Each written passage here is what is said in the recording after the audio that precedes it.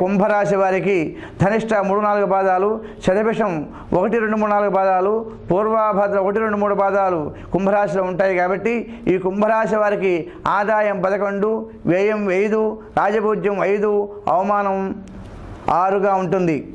ఈ రాశి వారికి స్త్రీ పురుషాదులు శుభాశుభ మిశ్రమ ఫలితాలు ఉన్నప్పటికీ కూడా చాలా భాగం స్త్రీ పురుషాదులు భోగభాగ్యాలు సమకూర్చుకుంటూ ఉంటారు.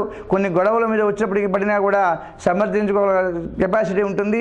ఎంత సొమ్ము చేతికి వచ్చినా కూడా దానికి తగిన విషయం యుక్తిగా సాధించి ముందుకు పోగలుగుతూ ఉంటారు. ఇతర వ్యవహారాల్లో జోక్యం తగ్గించినా మంచిది. భూగ్రహ మార్పులు కలుగుతూ ఉంటాయి. చిన్నపిల్లల ఆరోగ్యం మధ్య పరిశీలించేది. నమ్మిన వ్యక్తుల మధ్య దిగుదారులు ఉండగలుగుతూ ఉంటాయి. చిత్త వికాసము, కుటుంబ సమస్యలు తలెత్తినా కూడా శని బలముచే వర్గము సమస్య పోతూ ఉంటాయి. కొన్ని నియమాలు కట్టుబడి ఉంటుండడం చేత వ్యయ ప్రయాసాలు కూడా గృహ నిర్మాణాలు కలిసి వస్తూ ఉంటాయి. శాంతంగాను నిలకడగాను ఉన్నట్లయితే మీ సమస్యలను కూడా పరిష్కారం మార్గం చూపిస్తూ ఉంటుంది. అట్లాగే చేతికి ఆదాయం 3-4 విధాలుగా ఏదో రూపంగా చేతికి అందుతూ ఉంటుంది. యాత్రా ఫలం, ఆనందమైన జీవనం సాగిస్తూ ఉంటారు. 8 గురుడు వల్ల ప్రారంభంలో అశాంతి కలిగించినప్పటికీ కూడా చివరికి సంతోషాన్ని పొందుతూ ఉంటారు.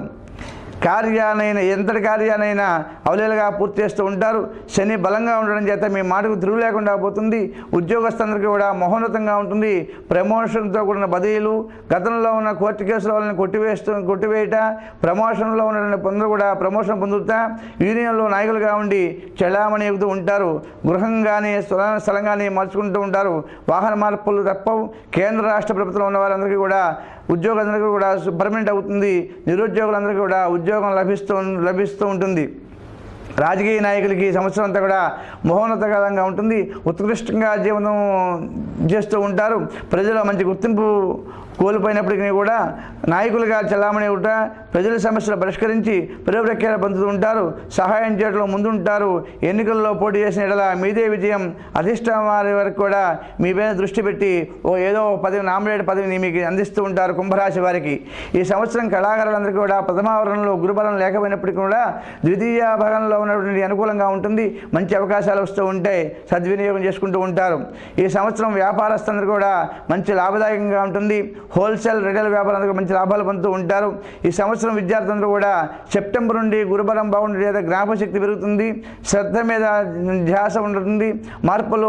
మార్కులతో మంచి ఉత్తీర్ణత పొందుతుంటారు. విదేశీ ప్రయాణ వారందరూ కూడా మంచి ర్యాంకులు సాధించి కాలేజీల్లో సీట్లు పొందుతూ ఉంటారు. అట్లాగే మొత్తం మీద ఈ కుంభరాశిలో ఉన్నటువంటి స్త్రీలందరికీ కూడా లాభదాయకమై మీ ప్రతిభని, ఓర్పుని, సహదాన్ని కుటుంబాలందరూ గౌరవిస్తూ ఉంటారు. బంధువులతో ప్రఖ్యాతులు పెరుగుతూ ఉంటాయి. విలువైన వస్తువులు పొందుతూ ఉంటారు. అట్లాగే మొత్తం మీద ఈ రాశి వారికి ఏదో రకమైనటువంటి రాశి వారి గురు నియమాలు పాటించవలసిన మహాశివరాత్రి రోజున శివుడికి అభిషేకం చేయించి అట్లాగే రాహువుకి అభిషేకం చేసినట్లయితే చాలా యోగప్రదంగా ఉంటుంది.